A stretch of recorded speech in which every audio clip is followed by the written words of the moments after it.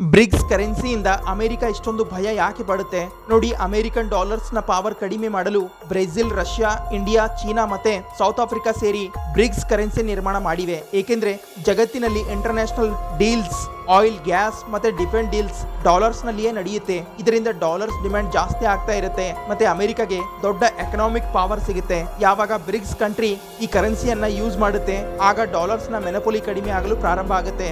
ಈಗ ಕೆಲವೊಂದು ಎಕ್ಸ್ಪರ್ಟ್ಸ್ ಹೇಳ್ತಾರೆ ಇದರಿಂದ ಡೆವಲಪ್ಡ್ ಕಂಟ್ರಿಗಳಿಗೆ ಲಾಭ ಆಗುತ್ತೆ, ಅವರಿಗೆ ಪದೇ ಪದೇ ಡಾಲರ್ಸ್ ಖರೀದಿಸುವ ಅವಶ್ಯಕತೆ ಬರೋದಿಲ್ಲ ಅಂತಾರೆ. ಅದೇ ರಷ್ಯಾ ಮತ್ತೆ ಚೀನಾ ಇದರಿಂದ ವ್ಯಾಪಾರ ನಿರ್ಬಂಧನೆಯಿಂದ ತಪ್ಪಿಸಿಕೊಳ್ಬಹುದು ಎಂದು ಹೇಳುತ್ತೆ.